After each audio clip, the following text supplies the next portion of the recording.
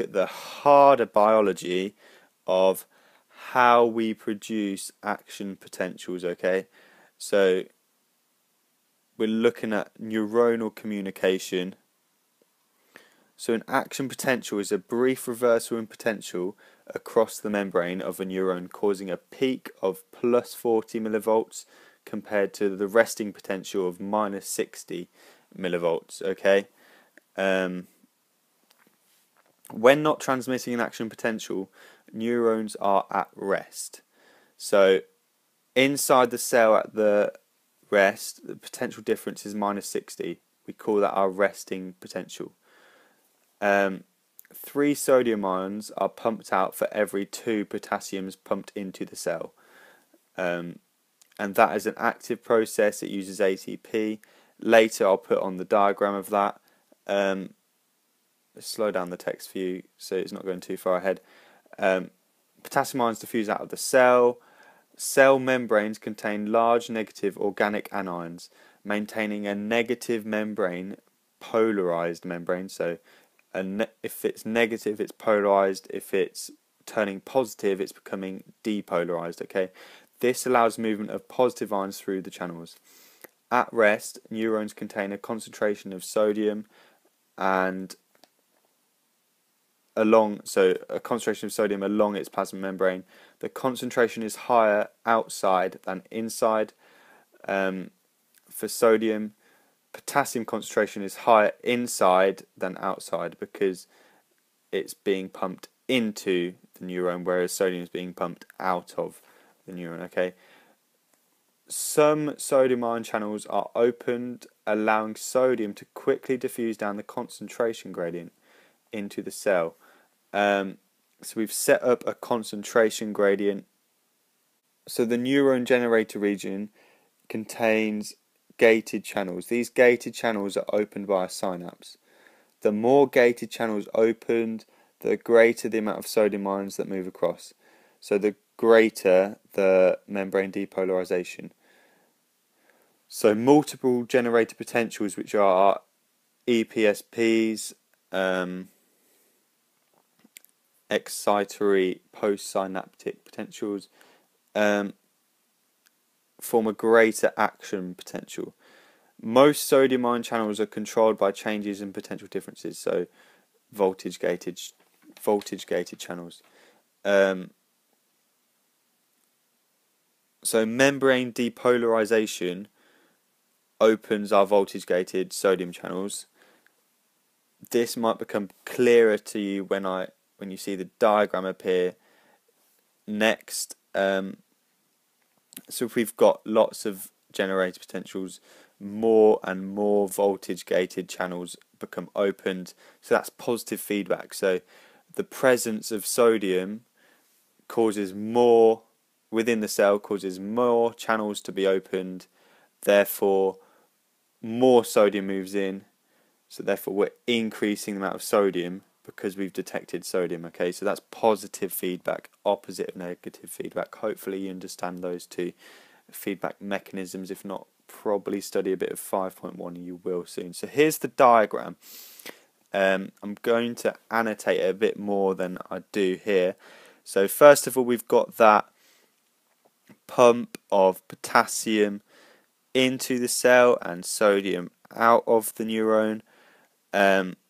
Then down here we've got our voltage gated channels at the bottom. We've got sodium accumulating outside the cell. Potassium is going to be accumulating inside. So we have a negative resting potential of minus 60 because we have more sodium outside than we do potassium inside. Alright, this is where it finishes. So sodium wants to move in to our inside of our neuron. So let's show that here. If I get the green pen, so this first one is open. Sodium therefore goes in as it's going down its concentration gradient. So then it rapidly moves in and we get sodium accumulating here inside the cell. Okay, so we get a slight depolarization, as one channel opening is only going to cause a slight depolarization. We're not going to see too much change, okay? But this slight depolarization, as we've mentioned, causes positive feedback. So the depolarization opens these voltage gated channels. Upon the change of polarization, this channel therefore opens. So let's undo that and show that it's open. So that this channel now opens, so that allows, you guessed it, sodium to rush into the cell and accumulates within the cell body. So then we get further depolarization. It happens again further down, and what I'm showing you here is local currents, which are on the next slide I will talk to you about. So I'll save that for a few seconds. Basically, once again we get sodium rush in, and it then accumulates here. And each time sodium rushes in through a new channel, that is called a generator potential. And if you get enough generator potentials, so if enough sodium rushes in, we eventually create our action potential.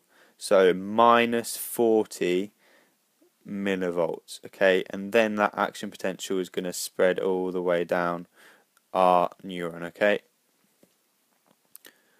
Right. So now let's look at local currents and how we return to our resting state, okay? So the resting state is returned to when sodium channels close, potassium channels open, potassium moves out of the cell through the membrane, polarizing the membrane. So we've depolarized our membrane before, we've now got to polarize it. We get a slight period of hyperpolarization where it polarizes too far.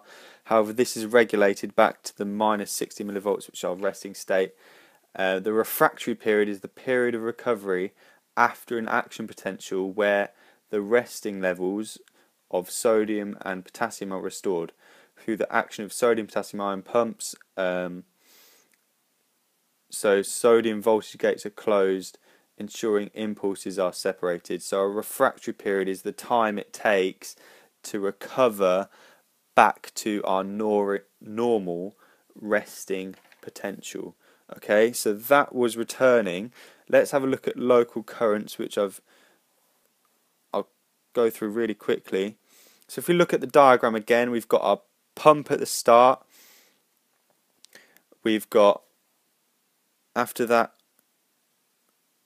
we've got all these carriers, okay, sodium transporter, voltage gated ones at the bottom here. So sodium's accumulating outside, as we've seen before. We've got our negative membrane allowing positive ions to move through. It's the exact same diagram again. In a minute I realise you don't really need those titles, so I get rid of it. Local current is the movement to the lower concentration gradient, so it happens through positive feedback. So sodium moves in here, we get a high potential, a high concentration, of sodium accumulating here, as we've already looked at in the last one. Once we get that high concentration accumulating, over here no more sodium wants to enter. However, down here we've still got a low concentration, so this sodium enters, and then the concentration builds up here, so no more enters. But down here, this voltage gated channel opens, so more sodium enters, okay? So this causes sodium to enter here, then it enters here, then it enters here. And the movement of sodium flooding in at different points down is our local current, so it passes down slowly, okay? Well, not slowly, it's actually going at 100 meters per second, which is very fast. Okay, so let's finally look at salutary conduction. So salutary conduction is basically looking at our myelination again. So the myelinated sheath is our insulating layer, it blocks ion transport. We've spoken about our nodes of Ranvier, which allow faster action potentials as the action potential jumps between nodes of Ranvier because it can't get out at the myelin sheaths. So the higher the frequency of action potentials, the increase the intensity of the stimulus. The frequency is detected by the brain, okay? So salutary conduction, we're pretty much talking about myelinated sheaths and how the action potential jumps between myelinated sheaths. So if we go back to here, we have an influx of sodium will leave here at this point. No sodium will leave in our myelin sheath, but then we'll have a large influx here. And then none will leave in this myelin sheath, and we'll have another large influx here.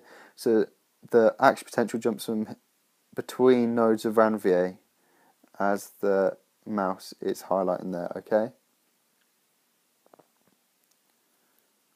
So we've spoken about all of that. Now let's look at synapses, which is pretty much the last important mechanical thing to look at. So a synapse is a junction between neurons. You have the presynaptic bulb, the synaptic cleft, and the prosynaptic membrane.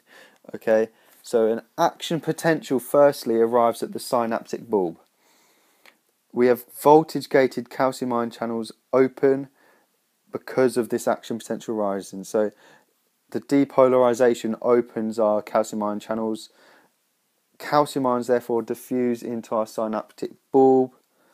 This causes vesicles containing acetylcholine, which is a neurotransmitter, to fuse with the presynaptic membrane, release acetylcholine, our neurotransmitter, by exocytosis into the synaptic cleft, okay? So acetylcholine then diffuses across our synaptic cleft. It binds to receptor sites on the postsynaptic neuron. This causes a generator potential, okay, also known as excitatory postsynaptic potential, so EPSPs, which are generated. If there are sufficient EPSPs,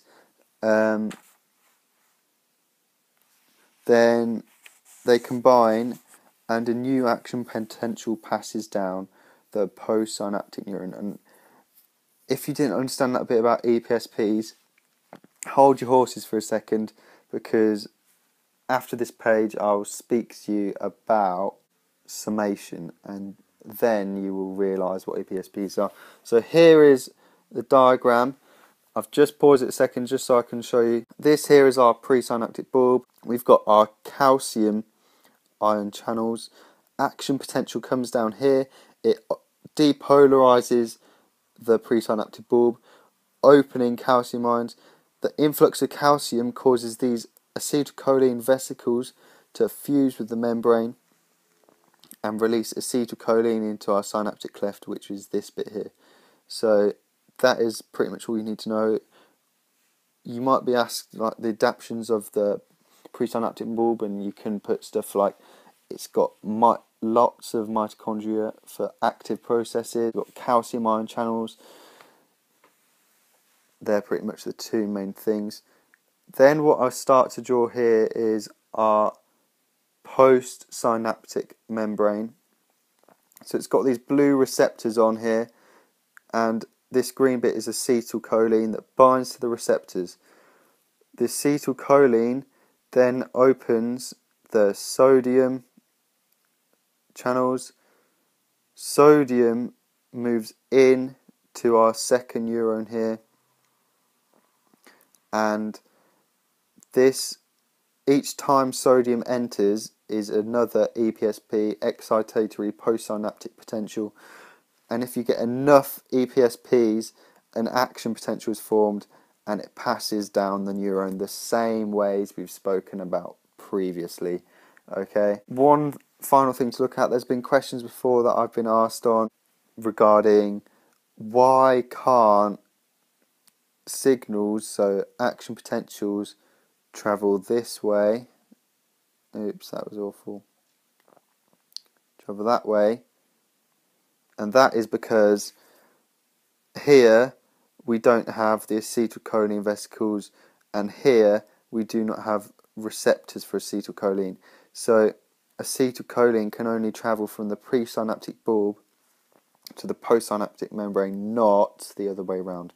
One last thing to look at on synapses is this acetylcholinesterase, which is an enzyme.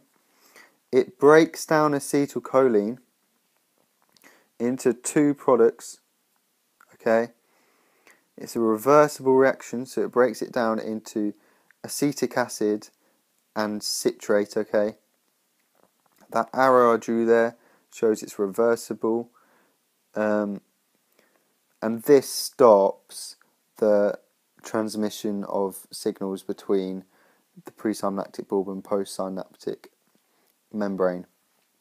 Okay, so if you didn't have these acetylcholinesterase enzymes, then acetylcholine would not get broken down, and we'd have constant signals that we did not have action potentials for. So too much acetylcholine will get released into here. The receptors pick it up and they keep creating EPSPs.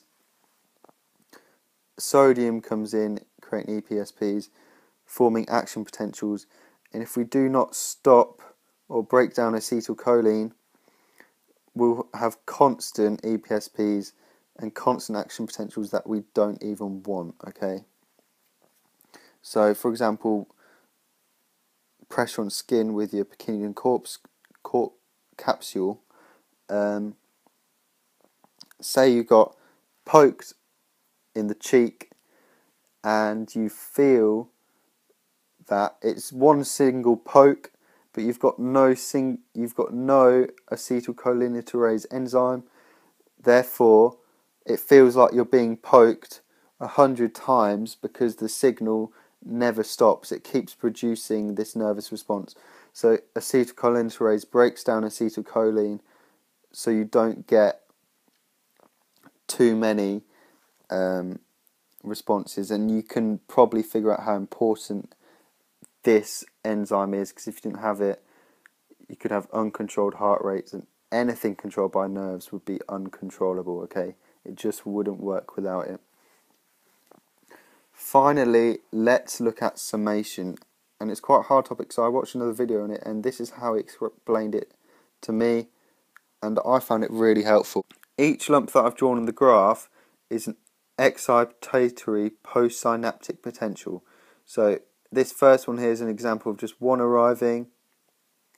By the way, this is minus 16 millivolts, and that's plus 40 millivolts. That is the threshold we need to meet for action potential to be met. So one EPSP causes a slight depolarization, but not enough to produce an action potential. So let's see what happens here. Once that action potential is reached, so if we get lots of EPSPs simultaneously, they come one after another, then they build up and they've reached this threshold of plus 40 millivolts, which is enough for an action potential to be produced by positive feedback, remember. Then we see the graph go down, showing hyperpolarization. So we have the action potential which reaches its peak there. Then we polarize the membrane, so we close the sodium channels, we open the potassium ones, and we get this hyperpolarization. And then we have the refractory period where the pumps work to gets us back to our resting potential, okay? And here I'm just going to illustrate on the graph what everything is. So we've got our EPSPs, which are the small lumps, that action potential, then we've got the period of hyperpolarization, and then we have our resting state again, okay, at minus 60 millivolts. That's summation. So we've looked at EPSPs, but IPSPs, which are inhibitory postsynaptic potentials, they inhibit the action potential. Okay, so they pretty much do the opposite of EPSPs. They cause polarization, so they stop the signal being transported. Okay, so we have two types of summation. The first one is temporal summation, which is pretty much this graph that I've already shown to you. So it's when you've got one neuron, we have several EPSPs produced. So if you didn't quite catch what was going on there, look what I do with these arrows. So let's skip that. Watch me draw on these arrows there. We had several arrows come through there. Each one of those arrows represents an EPSP, which is an excitatory postsynaptic potential. Several EPSPs, as we've seen here, in a row will then produce our action potential. So this graph here, which I draw again, several EPSPs, action potential, hyperpolarization, resting potential, okay? So several EPSPs produce temporal summation. So the more EPSPs, then we get summation, which is our action potential being produced. Okay, then we've got spatial summation, which is when we've got several neurons joining at one place. So one presynaptic neuron may feed several postsynaptic neurons, or the other way around, okay? So here we've got lots of presynaptic neurons feeding into one postsynaptic neuron. They all release an EPSPs, okay? They all therefore release lots of generator potentials, causing action potential to be produced, okay? Similar to that graph, but these are several neurons. Last thing to look at, or last two things, we have habituation. So that is when you run out of acetylcholine, so you become fatigued, okay? So once acetylcholine, which is our neurotransmitter, runs out, we can no longer produce action potentials. The action potentials cannot be passed between neurons, so they stop at synapses, and therefore no more action potential is produced. Okay, so if you run out of acetylcholine, you become fatigued. That is known as habituation. And the final thing that I write down here is the more receptors you have for acetylcholine, the higher the sensitivity to neurotransmitters. So that basically speaks for itself. If we look back here, the more of these blue receptors we've got, therefore the more sensitivity we have to acetylcholine, therefore we generate more EPSPs and we get more action potentials produced in the end. Okay, that is all I have for you on unit 5.3, I believe it is, neuronal communication. Hopefully by not just showing you chunks of text like this one by one and going through it slower makes it easier for you to understand. But thank you for watching. Goodbye.